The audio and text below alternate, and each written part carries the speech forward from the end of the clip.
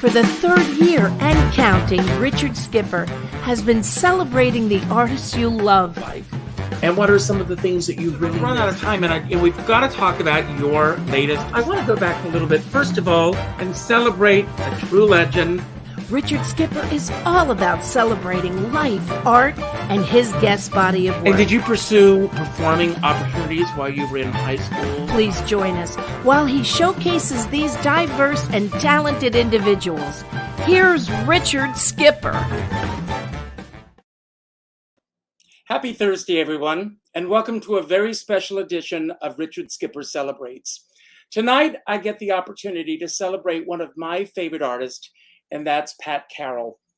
I first became aware of Pat Carroll, as many of my generation did, with the annual showings of Rodgers and Hammerstein's Cinderella from 1965. I never got a chance to personally meet her, although we had many conversations on the phone over the years. She was writing her memoirs, and she told me that when she finished them, we were going to sit down and we were going to do that conversation. She actually has a friend who hopefully we'll get on a little later, Chrissy Fournier, and she introduced the two of us. I did get the opportunity of seeing her brilliantly on stage a couple of times as Gertrude Stein, and I also saw her locally here in Nyack, New York at the Helen Hayes Theater a few times. She was on the board of Penguin Rep Theater. She lived, she ate, and she breathed the theater. She was all about taking what she had learned and taking it to others as she learned them and imparting it to the next generation. And she continued to give it to new generations because as Ursula in The Little Mermaid, a whole new generation got to know her. And she took that story to schools. She continued to read. As a matter of fact, in my research, I found a lot of clips of her going to libraries and schools and reading from The Little Mermaid at local schools throughout Cape Cod where she lived until she passed away just a couple of months ago. But tonight, we celebrate her life, her legacy, her career, and her body of worth. But I'd like to begin where it all began with me, and here she is from Rodgers and Hammerstein's Cinderella, 1965.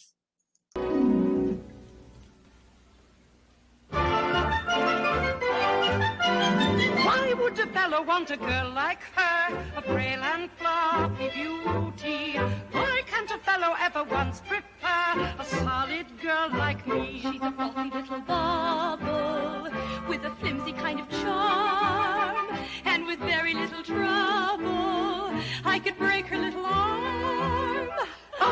Oh, why would a fellow want a girl like her, so obviously unusual?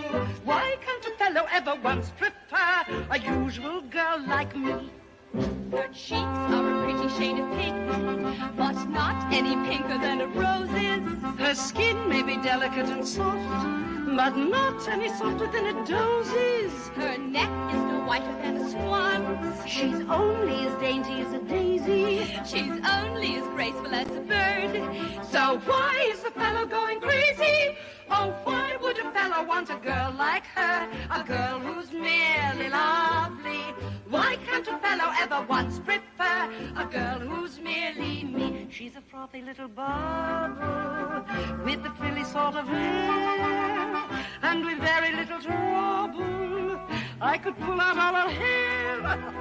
Oh, why would a fellow want a girl like her, a girl who's merely lovely? Why can't a fellow ever once prefer a girl who's merely me? What's the matter with the man? What's the matter with the man? What's the matter with the man?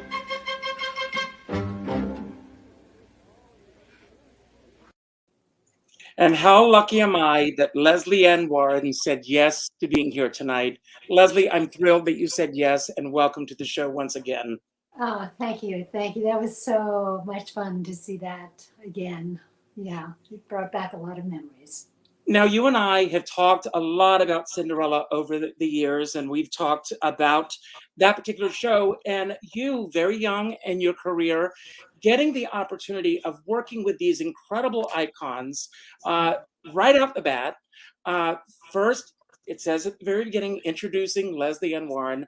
And we've talked about meeting these incredible icons, but working with Pat Carroll and this comic genius. What are your earliest memories of working with these great icons? And what are the lessons that you carry through the rest of your career from working with all of them? Well, I was so lucky. I was so blessed to walk into Cinderella, the project, although I almost didn't get it because my first audition was so bad because I was so nervous and so intimidated by Richard Rodgers and the whole company, Johnny Green, the musical arranger, and Eugene Loring, the choreographer. But they brought me, Charles Dubin, the director, brought me back for a second audition because he had seen me on Broadway in 110 in the Shade and believed that I could overcome that tremendous nervousness and deliver. And I'll just tell you quickly, I may have even told this on the last time we talked, but when I did the second audition, Mr. Rodgers sat me down at the piano bench in his apartment and sat next to me and played My Funny Valentine and sang it, lyric by lyric, and had me basically sing it the way that he wanted me to sound in Cinderella. And I got it. So walking into that with Ginger Rogers playing the Queen Mother, and then ultimately my mother, Walter Pidgeon, Jo Van Fleet, who was a genius actress, and I was the youngest member of the Actors Studio at the time, so it was thrilling for me to get to work with her, and very easy for me to feel intimidated and frightened because she was formidable. But then Pat Carroll and Barbara Ruick were so delightful and so sweet, and Pat was so funny and so warm, and really put me at ease and allowed me to to really just do what I was there to do with her incredible support. So she was a joy to be around, and as far as the lessons that I've learned, I think one of the things that Pat imbued to all of us, or expressed to all of us, was she was so loving. She was so loving, and she loved what she did. And, that love translated to all of us. And so most of the time when I go on sets, I remember that. And I remember what it felt like to be on the receiving end of that and to try to bring that into the working environment. Sometimes it's not so easy. Well, we talked about something before that happened that's very unusual in this business, and it happened to you, and it was a blessing on your head, mazel tov, mazel tov. And that was that this show was shown annually for 10 years. Yeah. So a few years later, you got the opportunity once again to do Three Penny Opera. I actually have a couple of photographs here. The first photograph, let me pull these up here. This is a photograph of you on the set with everyone. I love this photograph. There you are.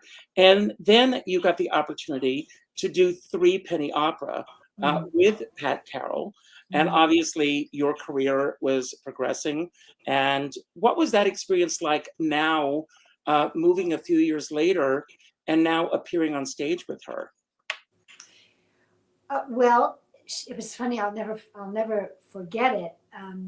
On opening night, and I had this. They had taken a number from one of the other Brecht musicals and inserted it into Three Penny, and I was doing it, and it was a very, very sort of balls to the wall kind of number where I got to really, be funny and also be very sexy, and those were days, and all of that, and I was so. I remember she came up to me on opening night and she said, "My God, Lesley, you're so white. Are you going to faint? Are you going to pass out?" And I was so scared. I was always pretty easily scared. And I was so scared. And she was so supportive. She said, "Do you want to sit down? Can I get you water?" And I was just, like a deer in headlights. And she just lent her incredible experience and strength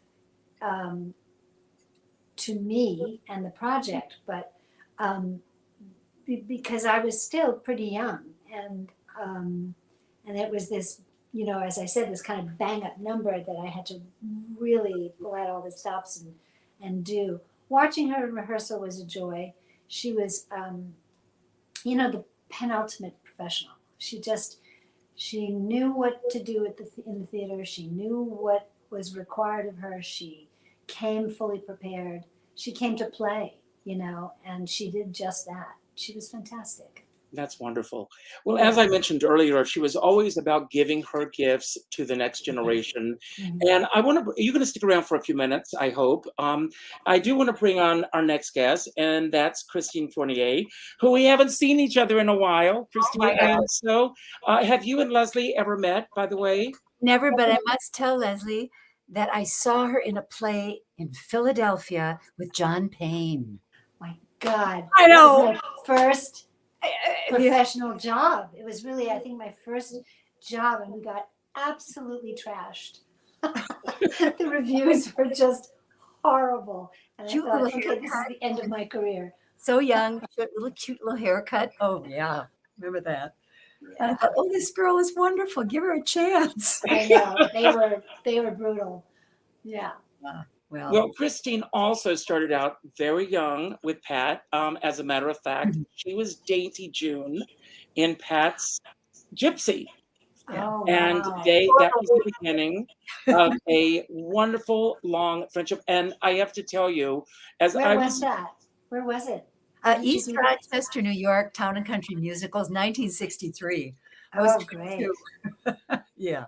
Great. And I reached out to Ellen Travolta today. Oh, who was disappointed that she couldn't be here tonight. Of course, it was the last minute that I reached out to her because I didn't know that she was in the show until I got your notice. But anyway, when you immediately became fast friends, and you remained friends throughout her entire life. As a matter of fact, here's a photograph of the two of you not too long ago. And I actually have this photograph on my refrigerator door because I love that photograph. I do too. And you introduced us, and the phone calls that I got from her were just wonderful. So thank you for that introduction. Oh, you're welcome. What a joy to pass that connection on, because she was, as Lesley has said, she was just about laughter and love and joy and generosity. And she took this kid who was in the chorus. It was boot camp. We did 5 musicals in 9 weeks. And Gypsy was the last one up, and Pat came in, and they took me out of the ensemble and let me do Dainty June. And she walked in from the airport, and there was a little girl, my counterpart, Baby June, who had a voice that could cut through iron. And she stood there and she did her piece because we were doing a read through, sing through, and she was doing her, the little Baby June voice. And she just went, wah! And Pat was standing there watching her, and she just went, "Get rid of the kid." We all just broke up. It was just her way of breaking the ice and making everybody laugh. But she was so generous because she loved to play tennis. And every day she'd be in her whites and she'd play tennis in the morning, and she would meet me at the theater and she would coach me on her time. And it was amazing. And then all through the years, it seemed like every couple of decades we'd reconnect. And it was always not only just the joy of her knowing her personally, but it was always a master class.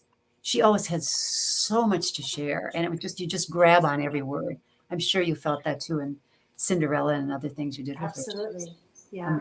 Well, you told a very funny story when you and I were talking about her baby shower. No. After, coming to pick you up to take you to the baby shower, if you don't mind sharing that. Oh, no. I had done a couple of national companies of How to Succeed, and we were doing the West Coast company, and we were playing the Greek theater. And I had met Pat's 2 older children, Carrie and Sean. I knew her husband, Lee Carcian, and I had been to their home for dinner and so on. Well, she invited me to her baby shower because she was literally out to here with Tara, her youngest. And she pulled up to the motel, and her mother was in the front seat and I was in the back seat. And Pat was so large with baby that her belly was brushing the steering wheel. It was quite something to watch her doing this. And in those days, you didn't wear seatbelts. No, and you didn't wear cute little. And now the girls just let it hang out, but she had the whole thing outfit. And we drove out to the valley, and actually the baby shower was thrown by her friends at Desilu, which was lovely. And her mother-in-law was there, and all these Armenian ladies. And after lunch, they read the coffee grounds, and it was just a phenomenal, fun afternoon. And then she drove me back to the motel, and then we got her a house seat to see the show, and she went into labor. She never saw the show. So that was a marvelous afternoon. I'll always treasure it. It was really special, really special. Well, I want to bring our next guest on. Dan Goggin is responsible for putting her in a nun's habit. Dan Goggin is the man behind Nunsense and Nunsense 1, Nunsense 2, Nunsense 25, Nunsense 30. How many productions of Nunsense are there, Dan? Well, there's 7 main ones, but if you count Nunsense, Amen, and Sister Robert Ann's cabaret class, then you can count 9. Wow. Well, God bless you for everything. How did you and Pat originally meet, and how many productions of Nunsense did she end up doing with you? She did 10 productions of Nunsense, and she said it was one of the most fun shows that she had ever done, and to be able to go out and for 2 hours just make people laugh. And one time, she, as you guys have been saying, she was so wonderful and so warm and so kind that one time she came into me and she said, "Do you realize every day somewhere in the world somebody is laughing because of this show?" And she would do everything like that just to make you feel special. But here's the funny thing. When Nunsense opened, it wasn't a smash hit because we were downtown and it took time to build up a little audience. But once it took off, Samuel French had bought the licensing rights, and we opened December '85, and probably maybe February or something like that of '86, it started booking out into other places, and people had heard about it. And French always had this kind of hierarchy. They'd let the major theaters take the show first, and then the second ones, and the summer stock and all that, down to community theater. And so I got a call from a group in Virginia, and they said, we want to license Nunsense. And I said, it's going to be hard because French won't let it out, and I don't control that. I can't make them do that. And I said, I don't know. The only way maybe you could do it is if you had a star. And I'd never worked with a star. They said, well, how about Pat Carroll? I was like, oh my God, are you kidding me? Is this call for real? And it turned out that it was a friend of Pat's. I don't remember who it was because it was so long ago, but who lived in Virginia and had this little kind of a barn theater. And Pat said she would do Mother Superior there. And French said, absolutely. And she was the first star ever. Because the only time when I came to New York, I came as an actor, and I was in Luther with Albert Finney. And after that, that was the last star I ever worked with. And so then when Pat came into it, it was like we met, and I didn't direct it or anything. I just came down to see it with them. And it was so comfortable. We were sitting like in a farmhouse. And it was just like with your old buddies. I grew up in a little town in Michigan. And it was like that. And then as time went on, they kept asking her to do it and asking her to do it. And one critic, I remember you guys were talking about, the bad reviews and the good ones. We either get the people who love Nunsense or they hate it. But we were playing, and one critic said, poor Pat Carroll, here she came from being false staff and now she's reduced to this comedy. with Mother Superior. And it was something like, well, sometimes it's champagne, sometimes pretzels and beer. And Pat Carroll said, I need to tell him that this is my favorite show to do. And I think, again, like we were all talking about, she loved bringing joy to people so much. And I have to tell you, one time, not that long ago, really, they have the Gilbert and Sullivan Theater Group plays at the Symphony Space, which is 2 blocks from my house here in Manhattan. And she was doing Little Buttercup in That's Pinafore. Yes, Yes, I saw it. Yes. If you saw it, it was so hysterical because here was this big heavy-set lady singing, I'm called Little Buttercup. It was great. It was so hilarious. And, and I went out with her afterward and she said, that was on my bucket list. And now I can check it off. I always wanted to do a Gilbert and Sullivan show. But as everybody's saying, she just reached everybody. And we would always send cards every year. And I remember when she was 80, she was always so great for a joke. And I found this card, and on the front, it had a big 80. And then you opened it up, and it said, that is so fucking old.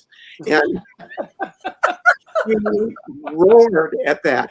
Now it's not as funny to me as it's up there. I thought whoever thought that was a joke, but that was her. She loved that kind of humor, and she would always write me and tell me, those kind of things, or she was working on some new play that she was going to do somewhere. She always seemed like she always had a project. And then one year she called me and she was going back to a reunion. I don't know whether it's a high school or college reunion. And she says, can you get me a nun's habit so that I can go, because I want to go and have everybody think that I've left and I went to the convent. And she arrived at this reunion as a nun. And as I say, just the experiences with her were always just so absolutely wonderful. And talk about somebody too who was just plain folk, I get, like Lesley, when you were saying people can intimidate you, I'm the same way. It's like if I have to go out to dinner with somebody famous, I'm just so nervous. I'd rather go to the diner, I tell people I don't have many rich friends because they use too much silverware. And but with Pat, it's like, kick your feet up, put them on the coffee table, what do you want, and just such a wonderful, wonderful woman. And I was, so sad to hear about her passing, because she's one of those people, didn't you think she was just going to be here forever? There'd always be you could call up, And, then after that, I've worked with many wonderful people. And I remember one time we had some kind of anniversary thing for Nunsense, and it was Pat Carroll and Phyllis Diller were there. And to listen to the two of them and the stories that these people would tell, just amazing. And just what a wonderful, wonderful woman. And she was like mom to all of us, and just took care of everybody. And as you guys were saying, just the ultimate professional. And, and I think she was one of those people. I never saw her get testy with anybody, but, she encouraged everybody to tell the line. And so that I think everybody wanted not to let her down either. And so she always created a wonderful atmosphere in the company. And I will tell everyone that on YouTube, there's a great clip now from Pioneers of Television that was just put up after her passing.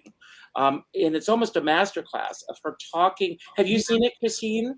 I just saw it tonight. I just watched it, and it is so brilliant. It's her talking uninterrupted about the business and how it's changed so much.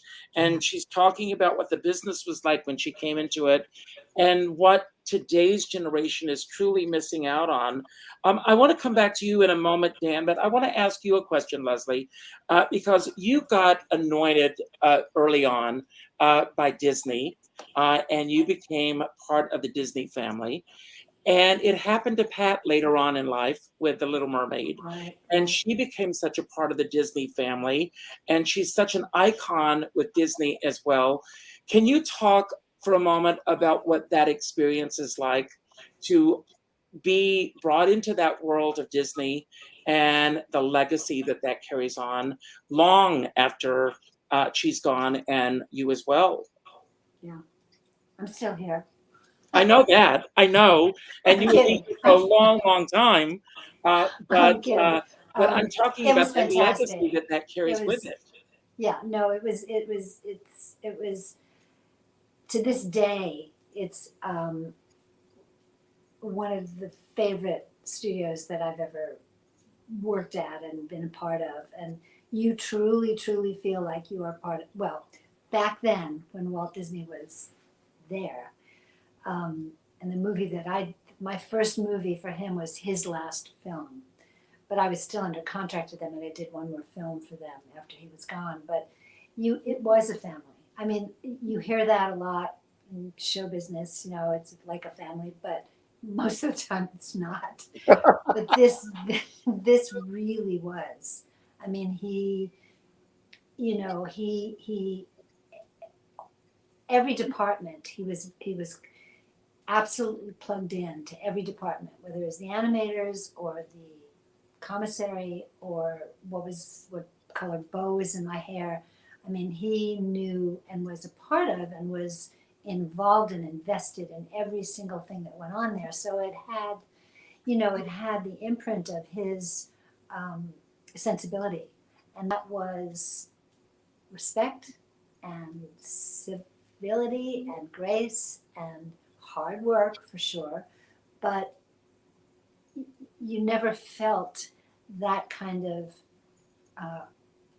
monetary pressure that goes on today when you go to work, in my opinion. Even if they try to keep it away from you, it's always sort of there. The poor directors that come in and have to deliver under tremendous pressure. But being a part of the Disney world and Disney family, I just connected. I would say it's about 6 months ago, maybe 7 months ago, with Haley Mills, because there was a tribute to the Sherman Brothers here in LA, and it was at the Academy, and I sang a song from The Happiest Millionaire, and she sang a song from Pollyanna, or one of the movies, and I loved her when I was a few years younger than her, but I loved her, and I wanted to be her, and I told her all that. And then we got to connect, and we, today in the world, you can send emails and have a connection, So, and we talked a lot about the Disney world and how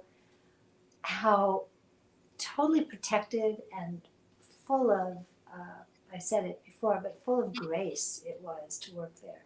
It was just, an utter blessing in every way. And so for that to be my start in the movie business was incredible, other than the John Payne debacle. Think nothing of it. You were young. I was very young, but Younger. So for her, I'm sure that she, if she could speak now about it, I know that she would say the same thing, because once you're in that world, you're in there. It's forever, and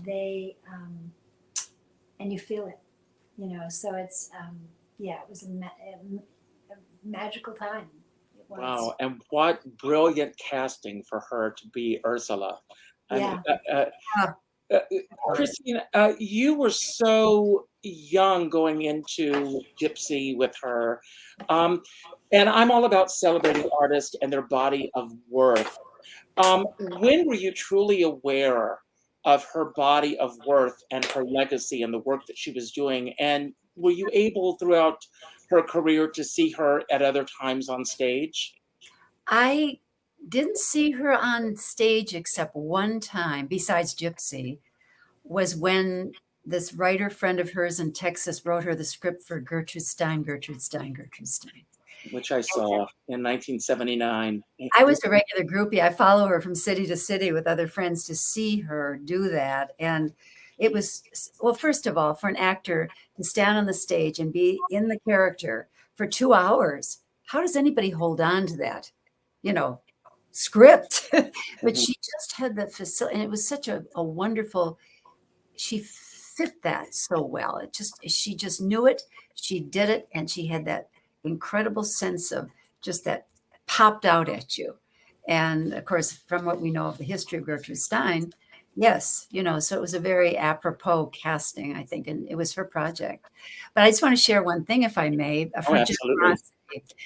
In '74, I did Sweet Charity at a theater in St. Paul, and a news photographer I knew had come out and taken bits and pieces from the preview and turned it into a 35 millimeter film. Pat was in Minneapolis at a dinner theater doing Everybody Loves Opal. And I got in touch with her, as we always used to connect on these moments. And she came over when they were dark. On the dark night, she took a cab from Minneapolis to St. Paul. It's not across the street, it's across a river. And came over and literally watched the film, and a whole cast assembled, all our cast. And she watched the film, and she gave us all of her feedback. And it was like a master class, but it was so full of joy. And these young people in this cast were just totally blown away. And for her to just, on her night off, to just come over and just, again, immerse herself in the process and to share that was just who she was. She just couldn't wait. She loved it. She couldn't wait to get into it. And of course, we all went with her. It was Well, of course. another time. She just, there's so much you could say that you run out of words because, Wow. So. Dan, I want to ask you, I mean, you have been so fortunate with all of these great. Oh, I have to go, Richard. Oh, Lesley, before you go, first of all, thank you for being here tonight. Sorry. I know that you've been so busy. And what's next for you, Lesley? Well, I have a movie that's on Amazon Prime right now called It Snows All the Time, which is about dementia, early onset dementia, with Brett Cullen, who plays my husband who gets this horrible diagnosis. And it's really about how the family and, how it affects the whole family and how the wife gets to deal with it. And then I came back from Savannah for 3 months. I was in Savannah for 3 months, which was hell. It's very beautiful. It's incredibly beautiful. But they have these bugs there, like a lot of bugs. So that was hard. But the series is called Panhandle, and that's going to be on September 26th on Spectrum Originals. And then I have another movie that I did that is in post right now called Home Delivery, and I don't know yet where that will stream. And then another little movie that I did that was really, really fun for me. And again, I don't know, when and where, And the last thing I have going is that I'm going to hopefully, I've been working on something for 5 years now, I think. I optioned a book that I loved, and it was turned into a screenplay by an Academy Award winning screenwriter and two other people. And just found out today that it looks like they can actually make the movie for 25 days for the budget that they have accrued, and it's a really great script, and I'm really excited about it. But we'll see. You never know. Well, before you go, I want to say very quickly. But so great to be a part of this, and so I want to say this very honor quickly her, before you and go. First of all, happy early birthday. Thank you. And I want to say thank you. When I reach out to you, you're always there. And that means a lot to me. And you've got so many fans here, me being a huge fan. And just a couple of weeks ago, TCM showed once again Victor Victoria. Oh. And it had been a long time since I had seen it. But I sat down and watched it again. And that's brilliance. So It is. It was wonderful. Absolutely. Lesley, love you very so much. proud of it. Thank you for being here. Okay, bye. Lovely Thank to you. meet everybody. It's wonderful. And I will pick you off. So thank you and have Okay, a great evening. Thank you. Goodbye. Oh my. I love her. I do too. So- I loved her in that movie too. She just stole the movie. I mean, it's hard to I was watching it the other night, and it's just so incredible. But Dan, I want to ask you, as you know, Jody and I were very close friends. And one of the funniest shows I saw was at the Helen Hayes here with Dodie just being Dodie. Yeah. And I think about all these great actresses who have done Nunsense, and Pat, obviously, and what a great thrill to find out that she was the first. When it comes to the casting of this, and you get someone like Pat Carroll, does all of your other casting hinge on that iconic actress that you get? Or how does your casting go about, and how involved are you in the casting with these productions of Nunsense? Well, it depends. Originally, we were all very involved. And a lot of the reason was the producers just found it was the easiest way to do it. Just bring in the group who knows how to do it and have them put it up. And we would do that. And a lot of times we had one set that we toured with, and we would go in where, like, we played the Fords at one point, and we came in, and our technical director who traveled with us knew how to put the set together, and the crew that was there said, how can we help you the best? And we said, go across the street and get a drink. And at the time, Frankie Frankie Hewitt was sick, and she called to the general manager and she said, I feel just terrible that I can't come in even to greet them. And that show was going to have, I think one time, with Peggy Cass, we were there. And she said, I just feel terrible. And the general manager said, you don't have to feel terrible. We're across the street in the restaurant.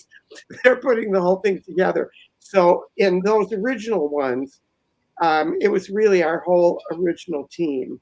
And basically we gave them the show. But in terms of casting, usually the stars were chosen by a producer. Somebody would call me up and say, we've hired Pat Carroll to be the Mother Superior, and would you like to direct the show and put it, blah, blah, blah. Then most often they would like when our cast from New York, that was kind of our primo working cast, would come, because they knew it, and that would make it easier on the star to learn it. Interestingly, after we had done a few productions, I can't remember who said it, but they said of all the shows they had ever done, you'd look at Nunsense and you think, oh my God, this is a piece of cake. We just get up here and be funny. And they said it is the hardest show I have ever done, because you never stop talking or singing or dancing, and it doesn't matter who you are. You never get placed in the center like Lauren Bacall and people dance around you. Mm-hmm. Always with them. And so I remember one time we were taking a song away from Rue McClanahan because we figured there was so much to learn. It was just too much. And we thought, oh my God, what's she going to say? You can't take a song away from me or something. When we went in to work with her and we said that we think we're going to have to take away this one song, and it had dancing and everything in it.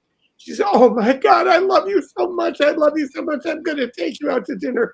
So we decided with every show we'd tell her there was a song that she had to do, and then we would take it out. I'll share, this is about Pat today, but I will share this Dodie Goodman story. We went to see Dodie, she was still in previews at the Helen Hayes Theater here. And she was doing the Mother Superior, and she's doing the song about how they got to Hoboken. Right. And she forgot the lyrics to the song. The whole setup is that the song is how they got there. Right. And she tells the audience, you're going to be quizzed at the end of the song. So she forgets the lyrics. But I am dying because I thought it was the funniest thing I've ever seen on stage. And the more befuddled Dodie, it's Dodie Goodman, the more befuddled she got, the funnier it got. And Terry White and Lynn Tucci are standing behind her, and they're just there doing their thing. And she turns around and she says, for God's sake, is anyone going to help me? And I fell off my seat. I was dying so much. And after the show, she said, "Oh my God, Richard," she said, "you know the lyrics. Why didn't you jump up?" Funny. Jody was one of my very best buddy friends. She lived 3 blocks from me here in New York. And if somebody would come, I'd call her up and I'd say, "Dodie," I said, "we got friends here from Michigan. They want to go to lunch with a star." She said, "Are we going to the Happy Burger?" And we'd go, and she'd come in, she'd say, "I'm the neighborhood celebrity." Just the most wonderful woman, and hilarious. And I have to tell you, it was always interesting to me because I also had Alice Ghostley as Mother Superior. And the two of them, you think of them both as like the ditzy people in the world. And Alice Ghostley was in real life exactly as she was on screen. She was daffy as could be. And when she come, I remember one time she came to me and she says, Danny, you have to stay by me because she says, I have spells." We would just howl. Jody, on the other hand, who played this just totally wacky character all the time, would call me up and she'd say, "Listen, Danny, I'm watching the stock ticker. If you got something in this stock, you got to watch this and get it out." She knew stocks and bonds, and she had properties that she ran that were like income producing, and just the cleverest lady that way. But she was, again, a comic genius, and I knew of her from Jack Parr and that, but I saw her from Mary Hartman. Well, I mean, I want to ask you both. I mean, Christine, do you have, out of her, I mean, you said you didn't see her many other times on stage, again, Pat, but do you have a favorite role on either television or film that you saw Pat do? Oh my. Well, I used to just admire, she got very tired of the quiz shows, but she was so quick on those shows. Even the person who was, the host, or the people who, created the questions or the situations, they weren't able to keep up with her.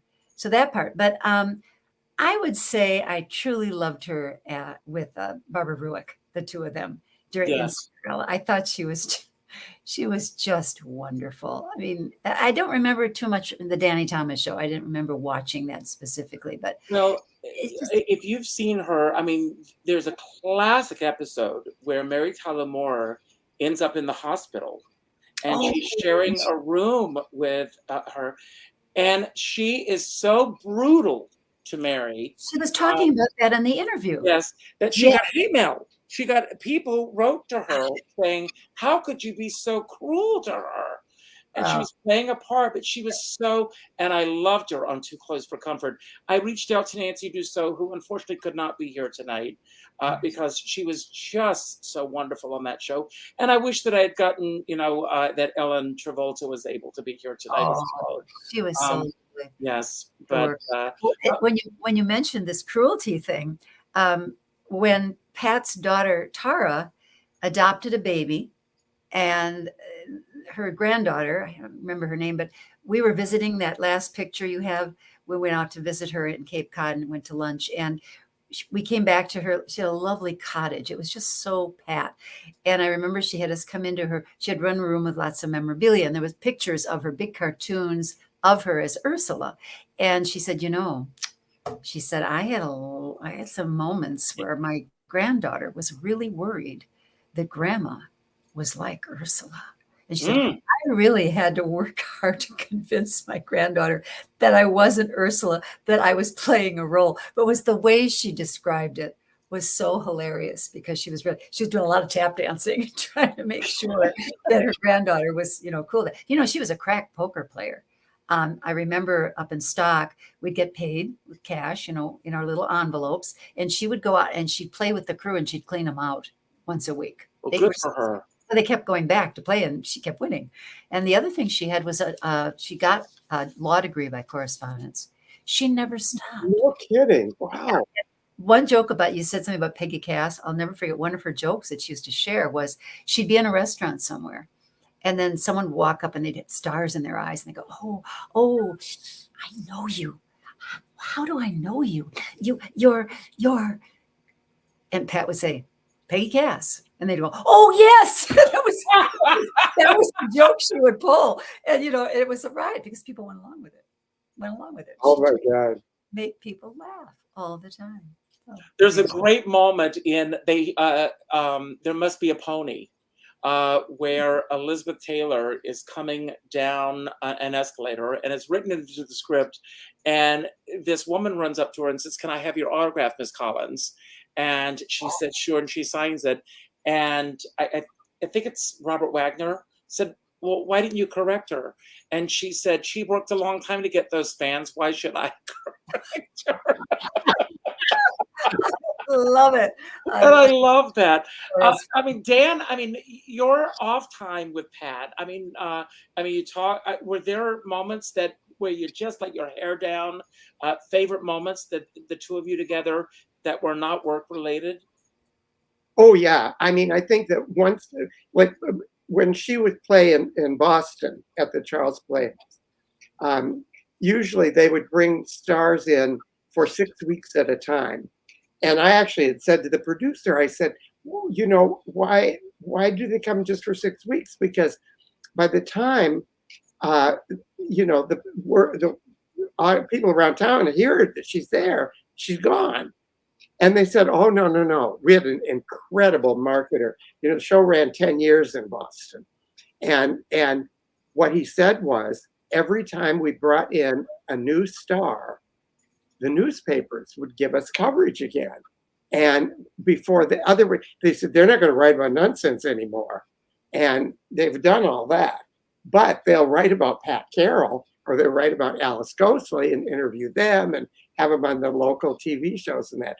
And that was the cleverness behind that. Mm. And so that the stars would go to the different places like that.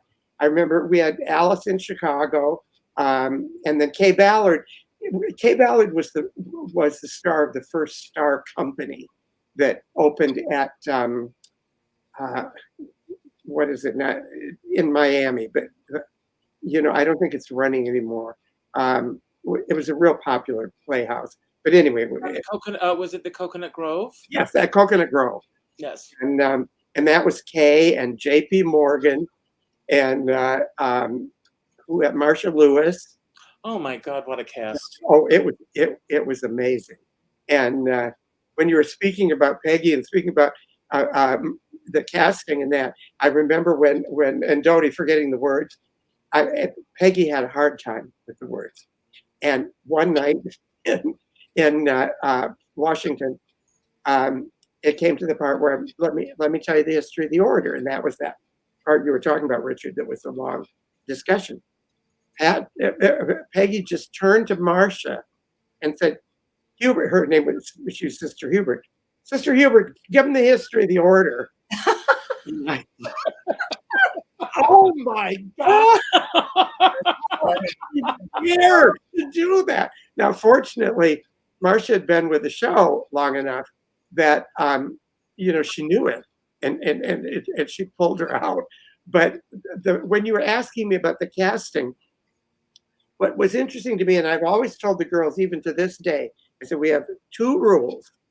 One is, that if the audience thinks that you're showgirls playing nuns, it's not going to be funny. They got to think that you're real nuns trying to be showgirls. And we were very specific about the habits and how they did all this stuff. And I said, the other thing is, it's you as a nun. It's based on 5 nuns who taught me, but not anything specific.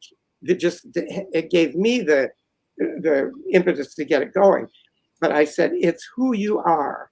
And Phyllis Diller, when I had her, she was trying to create a character. And I said, Phyllis, you're getting in your own way.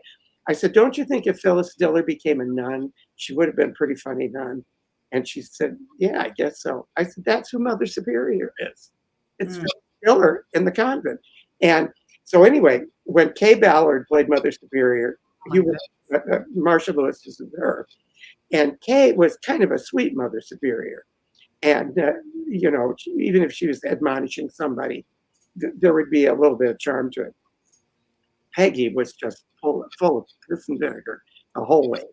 And there was one scene where one of them said something about, don't you blame me, this on me. And Kay would say it in her own way. She'd say, like, don't you blame this on me. I didn't know they, the sisters were dying or whatever it was. And then Peggy Cass would say, don't you blame this on me. I didn't know the sisters were dying. And Marcia said to me, she said, I feel like I'm in a different play. All of a sudden, and then I would have to, do I miss her? Oh. Then I would have to say to them, you have to realize that the Mother Superior was Sister Kay for a long time. And Sister Kay is gone now, and Sister Peggy's taken over. And Sister Peggy is different than Sister Kay was. And that then it became really fun watching the different companies, and especially in the long runs where they would change casts and different things, and the dynamics and how they would change saying the very same lines. And I didn't know until recently, because I have friends in the new version of Company, and I didn't realize, because they always kept saying, we never change the lines, we never change the lines. And I saw the original Company, and I thought, it doesn't seem the same. Well, then I found out they switched the characters. The lines are the same, but the girl who was saying the lines in the original, now the guy was, and the husband. I thought, oh, that's what it is. And, so it's some of this stuff, like when you discover it as you're working on these things, it's really, really fascinating. But I thought the people who did the best were always the ones who were comfortable. We did a show in Australia with a lady who was a famous Australian star. And I said to her one day, her name was Sheila, somebody. And I said, Sheila, all you have to do is just be yourself. She looked like Mother Superior, sounded like her. And she said, oh, Danny, she said, that's the only thing I can't do very well. Wow. is be herself. And I found that people who've done a cabaret act or anything like that can do well. And I think Pat, first of all, Pat was the Mother Superior. She just embodied her completely. And I don't remember now if she grew up Catholic or not, but she knew everything inside and out, in terms of being knowledgeable about what a Mother Superior would know in general life. And grow up in that world? Do either of you know? I know that she grew up in Louisiana. I don't know. And I don't know that we ever really talked about it. We would talk about dealing with things like critics, or else we would just go out and talk about what was happening in the world, or whatever. But she was always just very in her place up in Connecticut. That was like the Beverly Hillbillies in the backwoods, and that's how there was in Virginia. Everybody was just down home and hang the clothes on the clothesline, and just really, really fun and easy that way. But well, I like I said, I mean, and again, Chrissy, I will always be indebted to you. That first day she called me, and she said, "Hello, Richard, it's Patsy." It wasn't Pat, it was Patsy. Mm-hmm. And it was like I was talking to an old friend, and I felt like we were someone that I had known for a long, long time. But first of all, I want to thank both of you, and Lesley too. We're at the end of our show, believe it or not. And Dan and Christine, I want both of you back individually. because we're going to do a full show on both of you. Oh my goodness. Because I've got a bookshelf of Christine's books, and she's dropping a carrot that she's going to write her own stories. Dan, you've got to know Christine's story. I mean, Fozzie Dancer, the original Sweet Charity on Broadway, incredible story in her own right. Dan, and I want to hear about all the nuns and how you got in the habit. So, I love it. so that's the teaser, everyone. And So knowing Christine, this is so much fun, because a lot of times, especially when we started Nunsense, you become so insulated that you don't, you know about things, but it's not like you're meeting other people. And this is a horrible thing to say to young people, but before Neil Simon died, he told my agent, he said, all we can say is we were there when it was good. Yes, amen. The 60s, man. I mean, it was yes. Well, I'm going to say my closing remarks, and then I'm going to turn it over to you, Dan, and then I'm going to turn it over to you, Christina. You got the final remarks tonight because you knew her the longest and the deepest. And don't worry about how to end the show, because when you say goodbye, the closing credits will roll.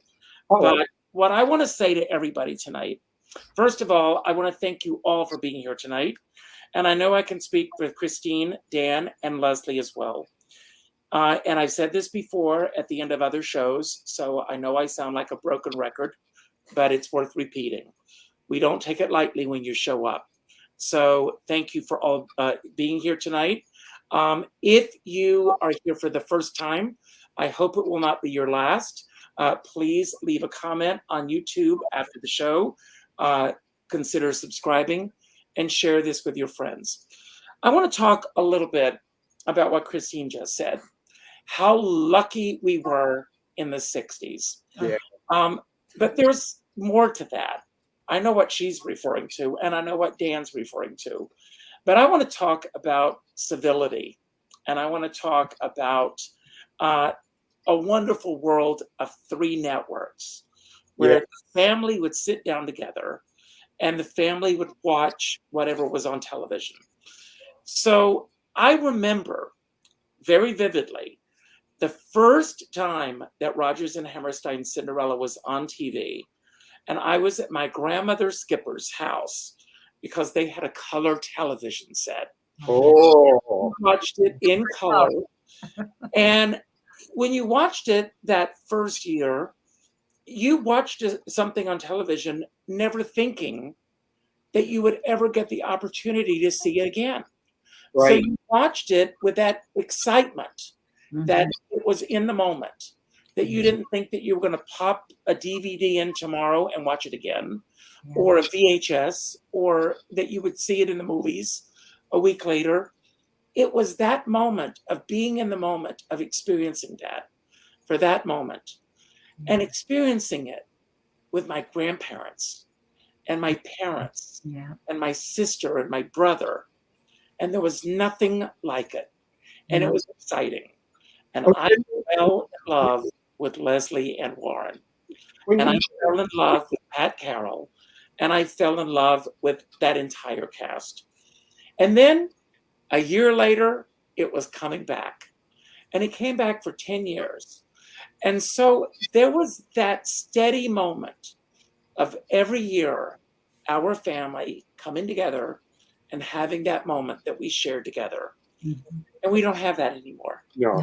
And so the fact that my family, because I see names here that show up for me night after night after night, and I don't take it lightly. I end all my shows by telling everyone to go out and do something nice for somebody else without expecting anything in return. And I really mean it. It's not lip service. After tonight's show, go to your Facebook friends list and reach out to the 7th name that pops up and reach out with a phone call. Not an email message, not a text message, not a private inbox message, a phone call. And let that person know what they mean to you. Because as my dear friend Sean Moniker always says, we're all in this together, but we're not in the same boat. And I always say, if you're going to go out in a boat, make sure you bring a skipper along. Oh, So, Pat. leave the screen now, and Dan, you've got the next word. Anything that we wanted to, that we didn't talk about tonight that you wish we had, or just any message that you want to leave everyone with tonight, and then you'll turn it over to Christine. And everybody, I'll see you tomorrow. Good night, and have a great night. Thank you, and Dan, it's all yours. Oh, thank you. I just want to say that my experiences with Pat Carroll are times that I'll never forget. And the wonderfulness of Pat and the lovingness that she would show. It's like Richard said, you felt instantly that she was your friend when she came to meet you. And the friendship lasted on and on and on. And I think that some of us still try to bring that feeling of the 60s that we were talking about, when you know, everything was more contained and civil, and you know, you didn't have 1,400 channels and people with no attention span and that. And Pat was one of those people that you know, when you just sat down with her, you could sit with her forever, because between her stories and things that she'd help you with, or you bring up something with her, it was just absolutely amazing. And I know she's watching us right now, and she's probably saying, well, why didn't you tell them about this? That would have been the story. But we did. We've done the best we could.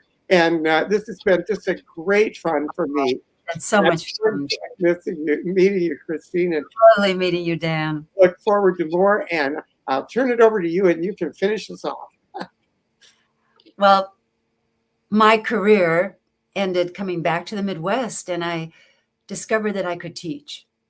And I was able to pass on, and I'm still doing it today, still teaching, of all the things that Pat shared with me, not just her incredible professionalism and joy, but her humanness. And I truly believe that today I stand on the shoulders of Pat Carroll, who taught me so much, and now I am passing that on. And it is such an amazing gift, and I'm so grateful. I really am. And thank you, Pat. Thank you.